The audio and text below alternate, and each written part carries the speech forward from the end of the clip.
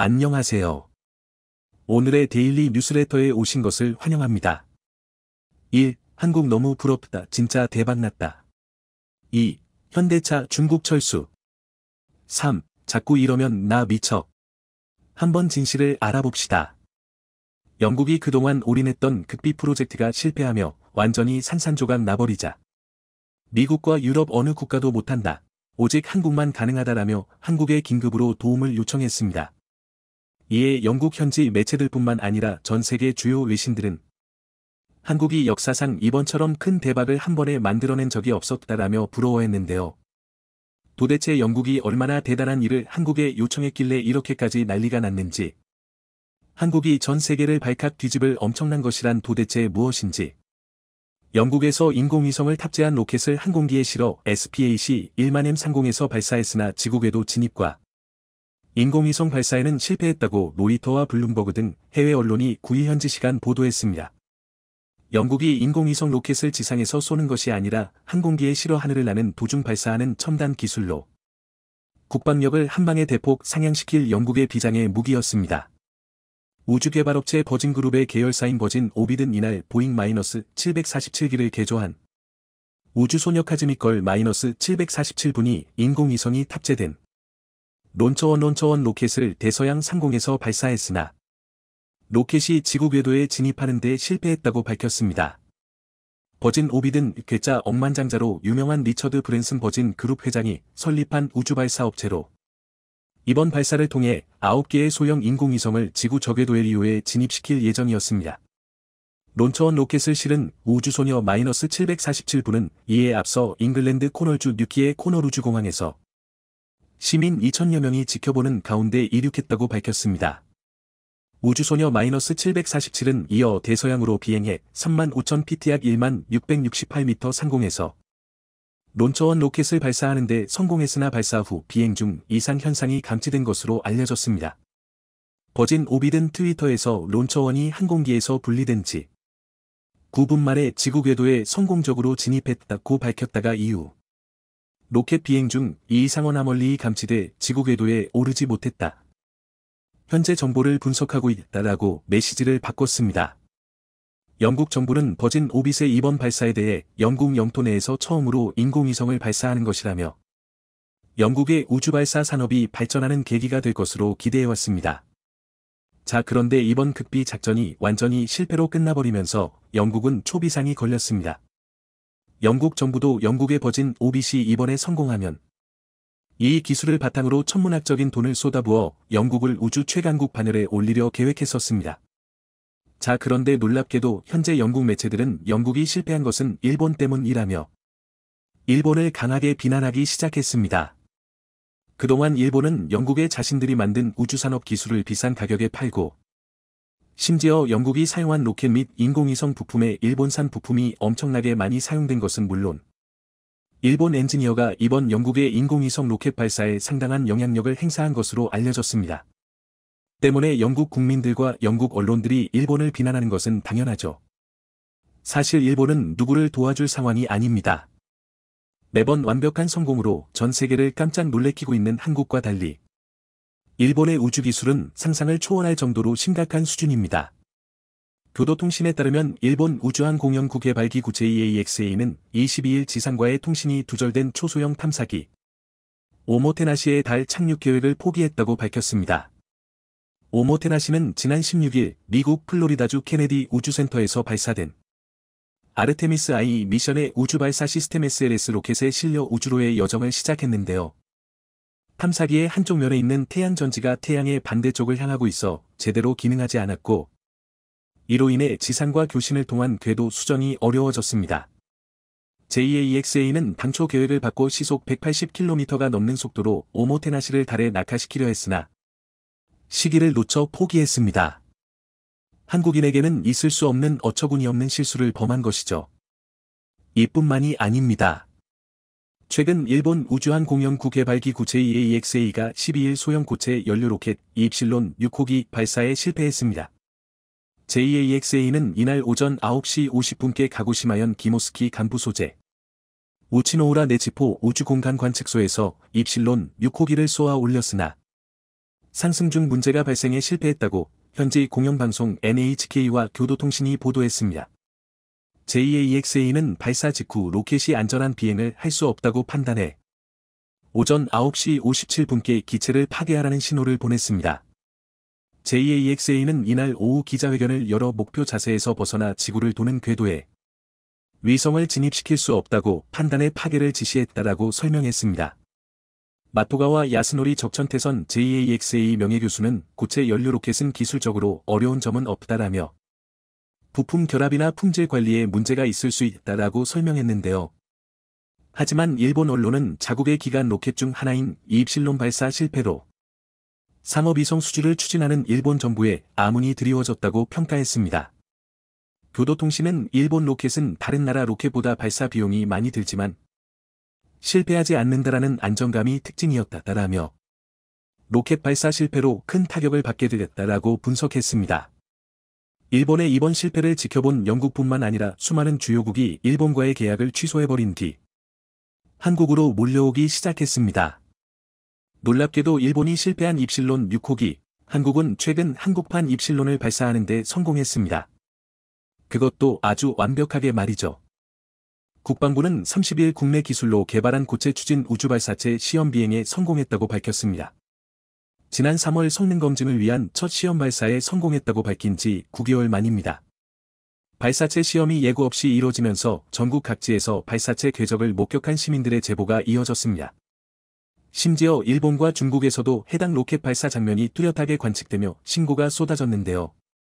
국방부 대변인실은 이날 우주안보 경제 시대에 맞춰 독자적 우주 기반 감시정찰 분야의 국방력 강화를 위해 고체 연료 추진 방식의 우주 발사체를 비행 시험했다고 밝혔습니다.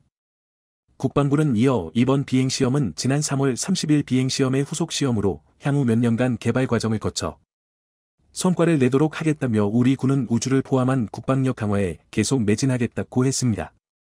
이날 발사체는 목표로 했던 고도 450km에 도달한 것으로 알려졌습니다.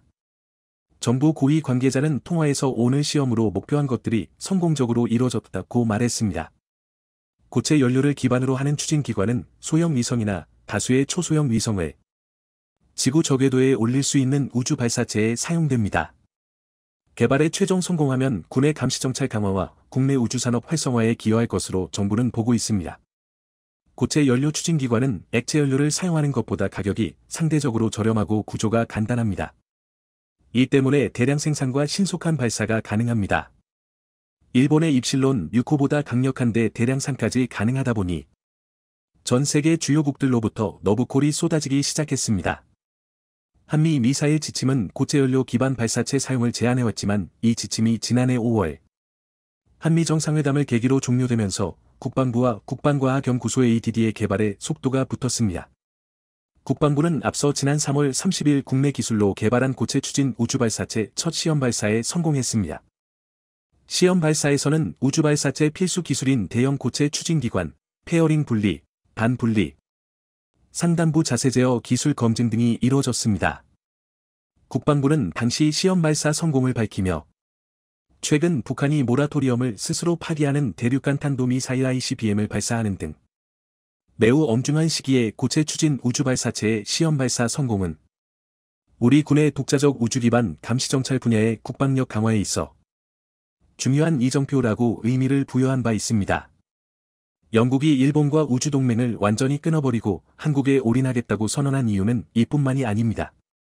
최근 한국이 공개한 엄청난 기술, 전 세계를 발칵 뒤집을 만한 강력한 기술을 바로 한국이 공개했습니다.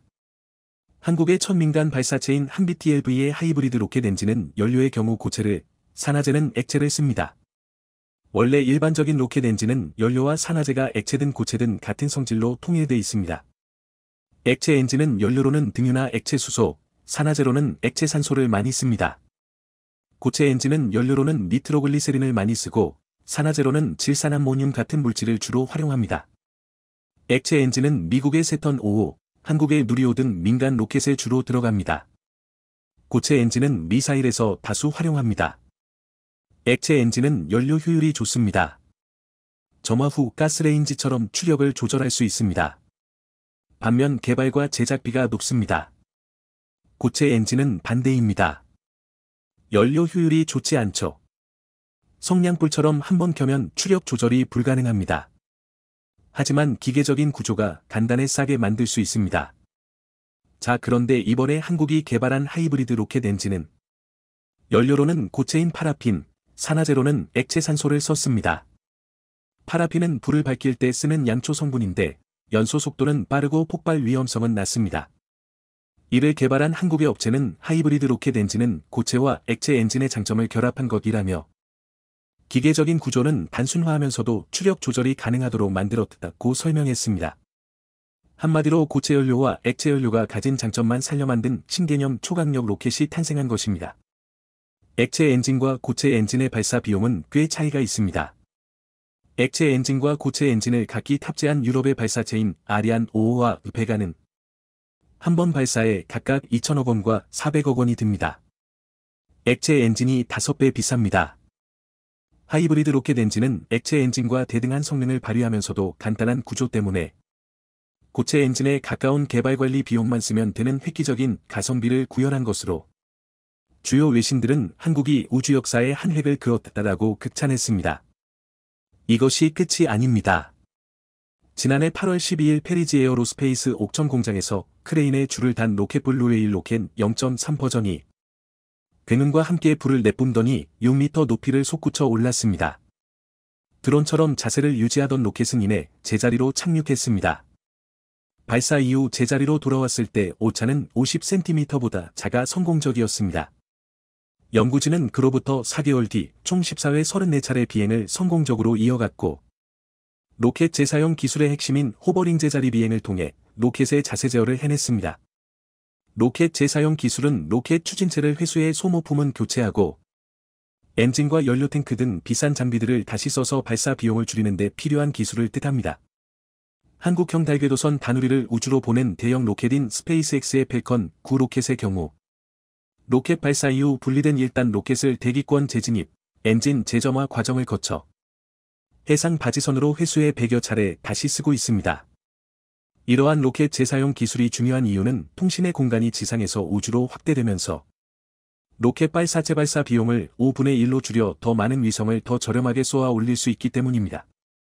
이번 한국의 기술이 더욱 주목을 받고 있는 것은 로켓 재사용 기술이 한국이 개발한 하이브리드 연료 로켓 기술까지 더해지면 이미 발사 비용을 10분의 1로 줄이며 우주 산업의 한 획을 그었던 스페이스X보다 훨씬 더 저렴한 가격으로 안전하게 쏘아 올릴 수 있는 로켓 기술을 한국이 손에 얻게 되기 때문입니다. 영국이 일본, 미국, 다른 유럽국들이 아닌 한국을 선택한 이유죠. 상대가 마음에 들지 않으면 어떤 나라든 물문하고 불매를 일삼던 중국이 한국에서 나타난 엄청난 결과에 놀라움을 금치 못하고 있어 화제입니다. 최근에도 BMW를 상대로 불매를 진행하며 과거 현대차처럼 중국에서 몰락하는 상황이 될 것이라 언급했지만 이번에 한국에서 나온 발표는 그들의 바람을 완전히 깨트려 충격을 줬습니다. 중국을 놀라게 한 한국. 이번에 상하이 모터쇼에 참가한 BMW는 중국인들의 갑작스런 물매운동에 곤욕을 치르고 있습니다. 방문객을 대상으로 아이스크림을 나눠주는 이벤트 때 외국인에게만 준 것이 중국인들을 자극한 것입니다. 현장 스태프가 중국인에겐 아이스크림 제공이 끝났다고 안내했지만 이후 방문한 외국인에게 아이스크림을 건네는 모습이 포착된 것입니다. 중국인들은 이에 대한 항의로 BMW 부스 앞에서 직접 구입한 아이스크림을 관객들에게 나눠 주기도 했으며 모터쇼에 참가한 중국 자동차 기업도 아이스크림 행사에 나서며 비판에 가세했습니다. 이때 중국인들의 아이스크림 집어가는 속도는 번개 같았습니다. BMW가 중국인을 포함해 이벤트를 했다면 몇 분 만에 끝날 수도 있었던 것이죠. 하지만 중국인들의 BMW에 대한 물매 행태는 상상을 초월하고 있습니다. 장수성의 한 기업은 BMW를 보유한 직원에게 한 달 내에 메가카라 서약서를 쓰게 했으며 이에 불응할 경우 해고하겠다는 통보까지 했습니다. 또 중국산 최고급 차를 구입할 경우 보조금 2만 위안을 지급하겠다는 당근도 내밀었죠. 현재에는 BMW는 독일로 돌아가라는 글들이 일파만파로 퍼지고 있는 상태입니다. 아이스크림 사건 이후 BMW 주식은 유럽 시장에서 3% 넘게 하락했고 중국인들은 이를 두고 아이스크림 5억 개를 살 수 있는 거액이라며 조롱하고 있습니다. 외신은 이 같은 중국의 불매 움직임을 두고 공산당이 주도하는 애국주의가 언제든지 외국 기업을 향할 수 있다는 사실이 다시 한번 드러났다고 꼬집었습니다. 해당 영상이 공개되자 하루도 안 돼 4억 2천만의 조회수를 기록하며 중국 실시간 검색어 1위에 몰랐고 화가 난 네티즌들은 중국에서 차를 팔아 돈 벌고 자신들을 차별하는 BMW라며 비난을 쏟아냈습니다. BMW 팬이었던 게 부끄럽다. 무릎 꿇고 사과하라. 이런 식의 댓글이 10만 개가 달린 상황입니다. BMW 전 시장 앞에서 라이브 방송을 하던 중국인 여성은 현장 직원에게 항의하다 보안요원에 연행되기도 했습니다. BMW 그룹의 전 세계 판매량 가운데 약 3분의 1이 중국에서 판매됩니다. 이에 다급해진 BMW는 모터쇼 내부 온도가 비교적 높아 아이스크림 행사를 진행했고 앞서 18일과 19일 자사 앱으로 신청을 받았다며 당시 나눠준 아이스크림은 현장에 있던 자사 직원이 받았고 이들을 위해 남겨둔 일부 아이스크림이었다고 해명을 했습니다. 그럼에도 중국에서의 비난과 물매는 식을 줄을 모르고 있습니다. 그들은 과거 현대차에 했던 만큼 BMW를 공격하자고 주장하고 있는데 최근 현대차와 기아의 실적이 공개되자 당혹감을 감추지 못하고 있습니다. 2016년 중국에서 180만 대를 팔았던 현대차 그룹은 사드 사태 후 물매가 퍼지며 현지 업체에 밀렸고 지난해에는 38만 대를 판매하며 5분의 1 토막으로 떨어진 상황입니다. 전년 대비해서도 중국 내 판매량이 41%나 급감한 것입니다. 연 2,300만 대가 판매되는 중국 시장에서 현대차 그룹 점유물은 1%대에 그치고 있습니다. 지난해 중국 내 판매 순위는 19위를 기록하며 전년 대비 2단계나 내려갔습니다. 외국차 중에서는 독일 폭스바겐 10%과 도요타 8%, 혼다 등이 버티고 있을 뿐입니다. 현지법인 베이징 현대는 지난해 1조 원 이상의 단기 순손실을 기록했고 2018년 이후 적자에서 벗어나지 못하고 있는 상황입니다. 2015년 대규모 중설물 통해 중국 생산 능력이 200만 대를 넘겼었는데 그 시기에 맞춘 중국의 물매 보복은 현대차에게 치명타를 주려 했던 행동입니다. 현대차와 기아의 중국 공장 가동률은 30%를 밀돌고 있습니다.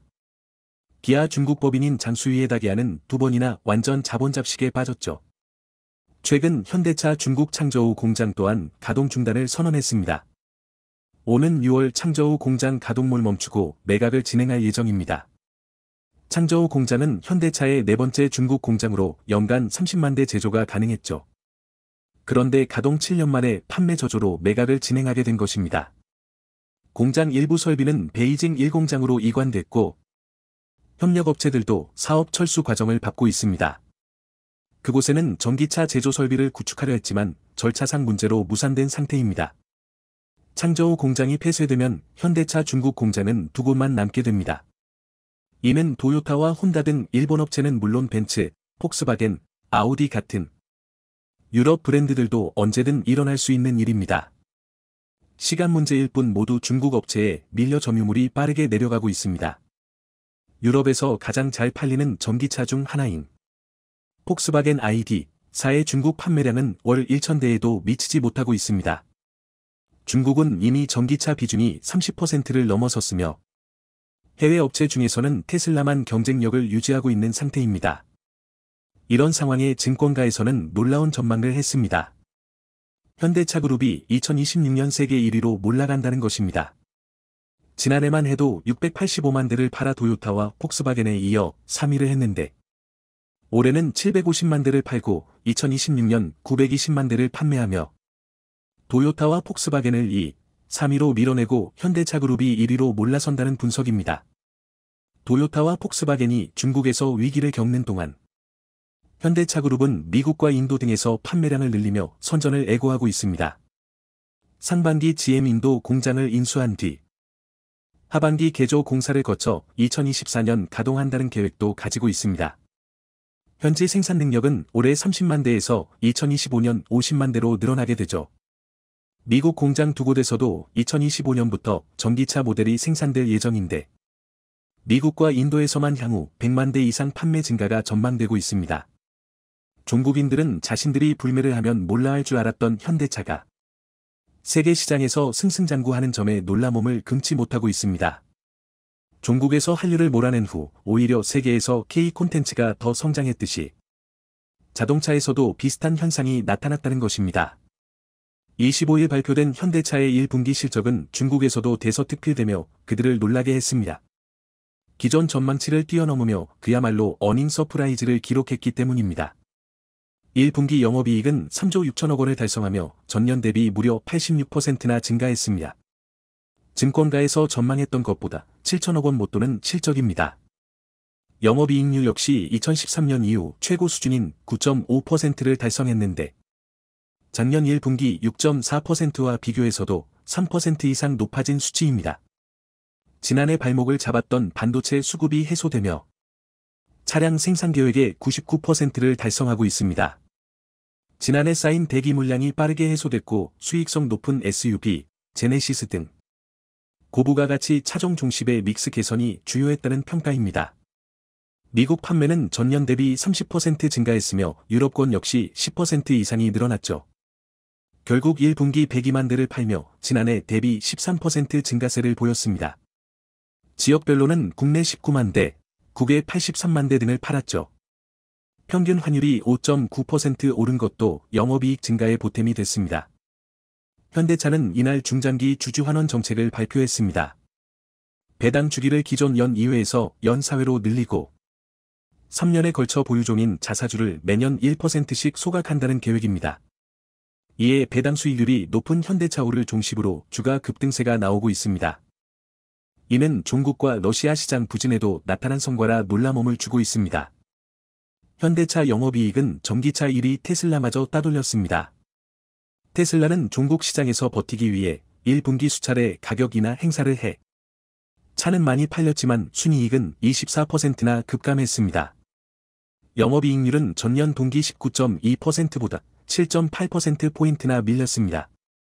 실적 발표 후 테슬라 주가는 20% 가까이 폭락했고 이를 만회하기 위해 다시 최고급 세단 등의 가격을 몰리고 있는 상황입니다. 게다가 현대차 그룹의 전체 영업이익은 도요타마저 뛰어넘고 있습니다. 기아도 26일 실적을 발표했는데 2조 8천억 원 이상 영업이익을 거둬 현대차와 합산해 6조 4천억 원이라는 엄청난 실적을 보였습니다. 다음 달 공개되는 도요타 영업이익 추정치가 5조 원 정도라 이를 넘어설 것이란 분석입니다. 제네시스의 누적 판매량 또한 100만 대 카운트다운에 들어갔습니다. 지난 3월까지 국내 63만 대와 해외 27만 대에서 누적 90만 대를 돌파했는데 오는 7월쯤 100만 대 돌파를 예상하고 있습니다. 현대차 글로벌 누적 판매량에서 제네시스 비중은 5.4% 정도입니다. 도요타 고급 브랜드 렉서스가 지난 1989년 출범 후 32년 만에 비중 5%를 넘겼다는 점에서 제네시스의 성장 속도는 굉장히 빠른 편입니다. 현대차는 배터리에 있어서도 탈중국를 준비하고 있습니다. 최근 제네시스 GV 70 전동화 모델이 북미산이라는 조건을 충족해서도 차량에 탑재된 SK온 배터리가 중국산이라는 점 때문에 미국 IRA 관련 보조금 대상에서 제외된 바 있습니다. SK온 중국 공장에서 제작한 셀을 현대차 물산 공장에서 완성해 엘라베마 공장에서 최종 조립했기 때문입니다. 그런데 이번에 현대차와 SK온은 미국 배터리셀 합작 공장 승인을 했습니다. 지난해 11월 관련 업무 협약을 체결한 지 5개월 만의 일입니다. 두 회사는 지분 50%씩 나눠 갖고 총 50억 달러를 공동 투자하기로 한 상태입니다. 2025년 완공 예정인 조지아주 현대차그룹 전용 전기차 공장과는 460km 떨어져 있습니다. 전기차 공장과 접근성이 있어 공급망 관리 측면에서 유리하다고 설명했죠. 그곳에서는 2025년 가동을 목표로 연간 30만 대 분 배터리셀을 생산합니다. 이는 현대모비스가 배터리팩으로 제작해 미국에서 생산되는 현대차 그룹 전기차에 전량 공급될 예정입니다. 해당 배터리가 탑재된 전기차는 보조금 혜택도 받을 수 있습니다. 지금까지 SK온 성장의 발목을 잡았던 수를 문제도 개선되고 있습니다. 시장에선 배터리 공장 수율이 90%를 넘어야 안정권으로 보고 있는데 LG에너지솔루션과 삼성 SDI 등은 이미 90% 이상을 확보했고 SK온도 최근 80% 이상으로 올라와 정상화의 속도를 내고 있습니다. 포드가 트집을 잡았던 F-150 배터리 화재도 SK몬 제품의 근본적인 문제가 아닌 것으로 드러났습니다. 충전 중 배터리 고전압 상활에서 내부 합선이 원인으로 결론 난 것입니다. 화재로 멈췄던 SK몬 조지아주 공장도 보름 만에 재가동됐죠. 화재를 핑계로 중국 CATL과 손잡으려 했던 포드를 머쓱하게 했습니다. 한국은 현재 더 큰 미래까지 준비하고 있습니다. 기술 초격차를 위해 전고체 배터리 세계 최초 상용화에 도전하고 있으며 자율주행 기술도 본격적인 투자에 들어가고 있는 상태입니다. 정부와 기업은 전고체 전지 상용화를 위해 향후 8년간 20조 원을 투자하기로 했습니다. 그리고 현대차 그룹은 이번에 소프트웨어 사업 본부 격인 자회사 포티투닷에 1조 원 규모의 추가 투자를 결정했는데 해당 회사는 자율주행 스타트업으로 작년 8월 인수한 기업입니다. 향후에는 소프트웨어 중심 자동차를 만들려 하는 중입니다. 중국의 물매를 과감히 뛰어넘은 한국. 더 큰 기술로 세계를 장악해 가길 바랍니다. 사막 국가 사우디아라비아에 대한민국의 강철비가 내렸습니다. 최근 사우디 국방부가 SNS에 게시한 군 홍보 영상 하나 때문에 전 세계 군사 관계자들이 발칵 뒤집어졌습니다. 어느 나라, 어느 군에서나 볼 수 있는 평범한 홍보물인 줄 알았던 영상에서 아주 충격적인 무기 체계가 등장한 건데요. 바로 대한민국의 K239 천무였습니다. 그동안 천무는 사우디와의 계약 소문만 무성히 남긴 채 1년이 넘는 시간 동안 어떤 진행 상황도 공개되지 않고 있었는데요. 그런데 갑자기 소리 소문도 없이 사우디 예멘 접경 지역 최전선에 이미 실전 배치 중인 게 확인된 것입니다. 그리고 이로 인해 세계 각국의 싱크탱크, 전문가들은 물론이고 군사 관계자들과 방산업체들까지 충격에 빠져 경고를 울리고 있습니다.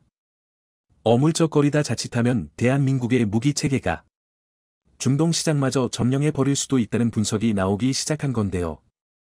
오늘은 모래바람을 뚫고 조용히 모여드는 먹구름처럼 중동의 사막을 적시기 시작한 대한민국의 무기 체계에 대해 말려드리겠습니다. 최근 대한민국 무기 체계에 대한 중동의 관심은 아라비아 사막의 열기만큼 뜨겁습니다. 당장 UAE만 봐도 일본과 함께 지난 2017년부터 추진한 수송기 도입 사업을 엎어버리고 대한민국과 손을 잡았습니다. 심지어 일본은 UAE의 수송기 도입 사업을 수주하고자 없던 활주로까지 만들어서 야전 비포장 이륙 시험까지 선보일 정도로 공을 들였습니다. 그럼에도 UAE는 이제 막 개발 단계에 돌입한 대한민국의 첫 번째 수송기를 선택한 것입니다. 여기서 끝이 아닙니다. UAE는 대한민국을 선택하고 미국까지 내팽개쳤습니다. UAE는 미국의 지나친 갑질로 노후화된 F-16 블랑 60 교체 사업이 난항을 보이자 아예 모든 사업을 취소해버리고 대한민국 KF-21 도입을 검토하고 있습니다. UAE에서는 F-16 블랑 60의 차기 모델로 F-35를 염두에 두고 있던 것으로 알려져 있는데요. 이는 적어도 중동 방산 시장에서만큼은 KF-21의 미래 가치가 F-35 미상이라 평가받은 셈입니다. 실제로 현재 중동 내에서 대한민국 무기체계에 관심을 보이고 있는 건 지난 2월 개최된 중동 최대의 무기 박람회 IDEX에서는 대한민국의 무기체계가 초유의 관심사로 떠올랐는데요. 특히 우크라이나 전쟁을 계기로 중동 국가들은 방산시장의 초거대 블루 오션이 되고 있습니다. 지금까지 그저 잘 만들어진 무기를 수입해서 사용하던 중동이 자국 만보의 방향을 기술 확보와 자주국방으로 바꾸기 시작했기 때문인데요. 전 세계적으로 불기 시작한 탈세계화와 군비 증강의 바람 속에서 중동의 안보 기조가 송두리째 흔들리고 있는 것입니다. 그리고 만보 기조가 바뀌었다면 예전과 같은 방향성으로는 더는 중동 방산 시장의 점유율을 확보할 수 없는 게 당면합니다. 더군다나 중동 국가들을 둘러싼 사막이라는 특수한 환경은 무기체계의 가격과 성능 사이에 강력한 딜레마를 생성합니다. 사막에서 운용하는 장비들은 다른 지역보다 더욱 높은 신뢰도와 성능을 요구하기 마련인데요. 즉 정리해보면 중동 내에서 요구하는 차세대 무기체계의 조건은 신뢰도 검증과 압도적 성능을 보유해야 하고 그러면서도 합리적 민 가격대를 형성해야 합니다. 세상에 그렇게 완벽한 물건이 있으면 내가 쓰지 왜 팔겠냐는 말이 나올 정도로 까다로운 조건인데요. 심지어 이것도 모자라 그간 무차별적인 외산 무기 도입으로 낙후되었던 군사 기술력을 자주국방이 가능한 수준까지 끌어올려줄 수 있는 나라의 무기 체계여야 합니다. 사실 이쯤이면 교과서에나 이상정민 거래 상대의 표본으로 나올 수준인데요.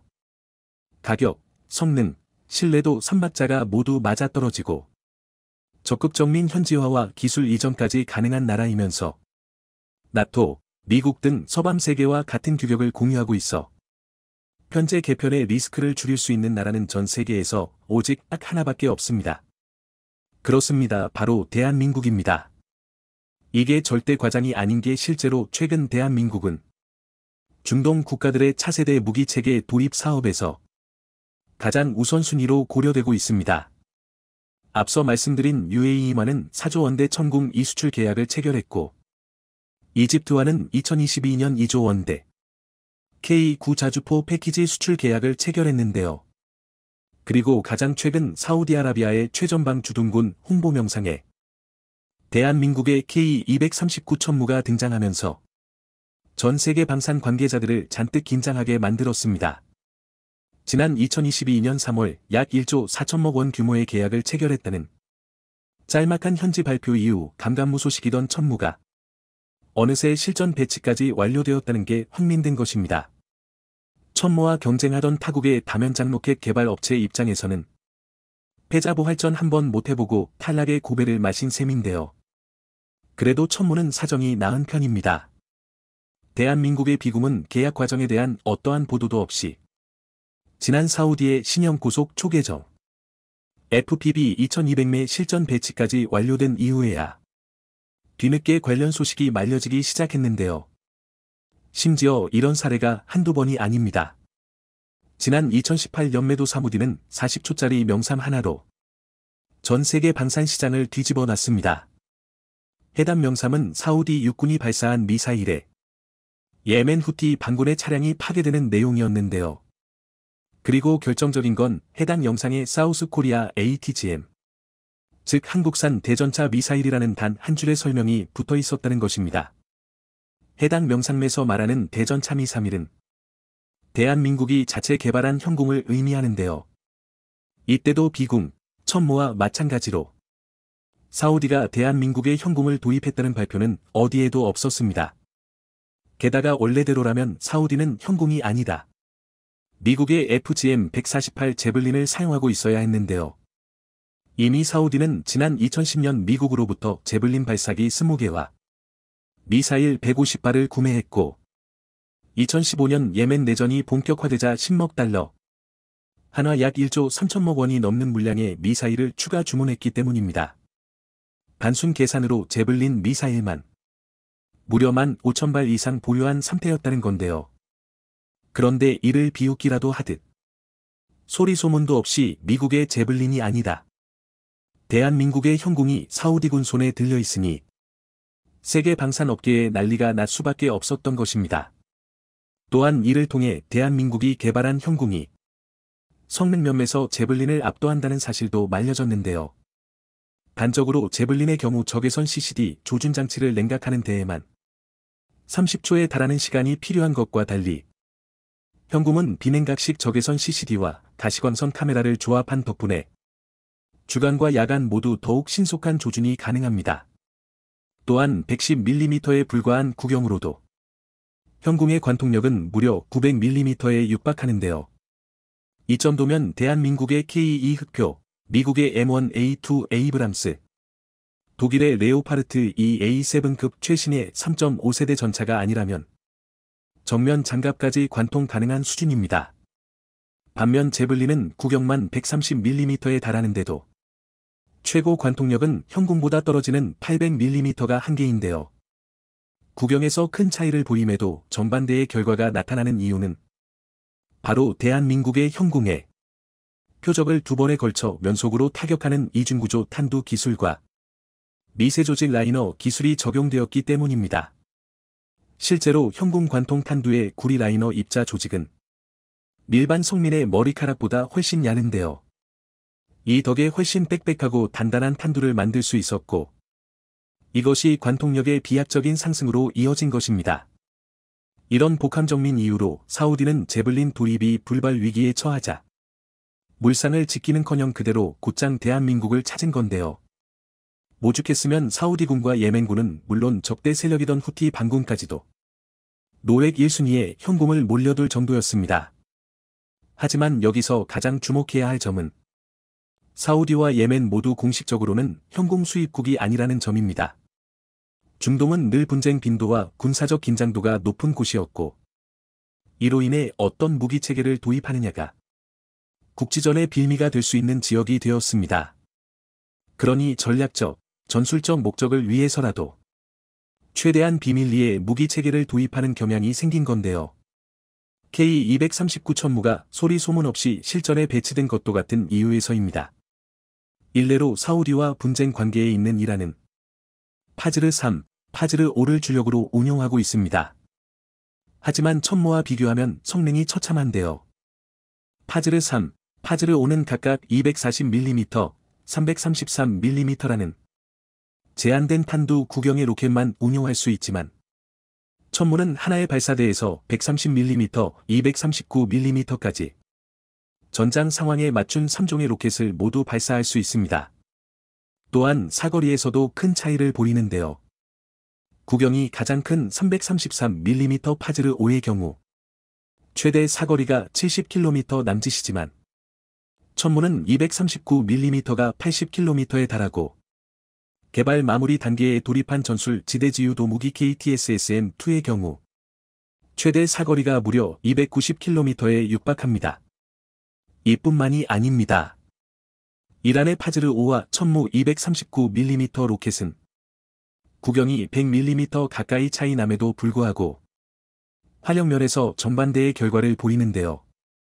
전기식 실린더와 디지털 제어 시스템을 적용한 천무는 사격 반응 시간이 고작 16초에 불과할 뿐만 아니라 확산탄 사용 시 단 한 발의 타격 범위가 축구장 면적의 3배에 달합니다.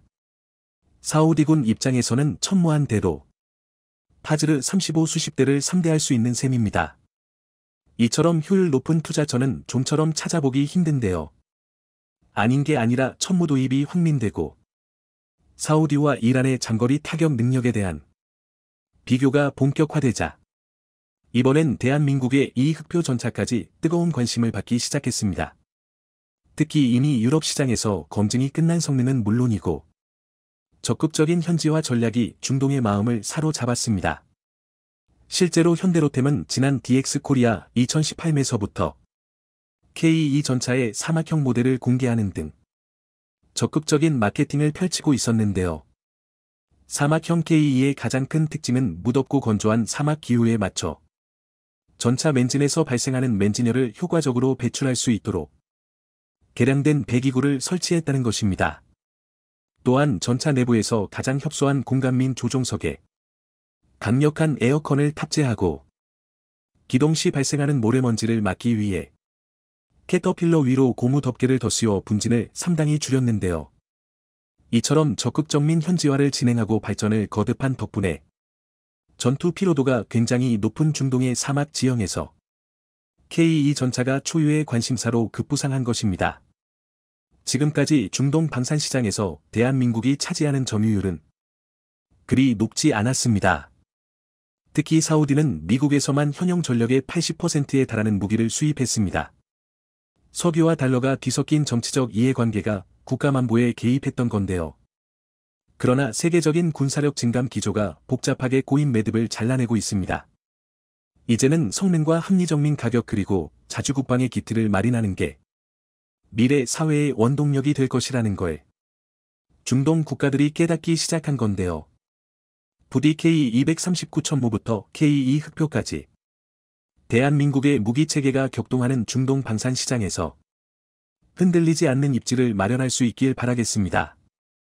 영상이 도움이 되셨다면 구독과 좋아요 부탁드리며 오늘도 감사합니다. 최고로 멋진 하루 보내시길 바랄게요.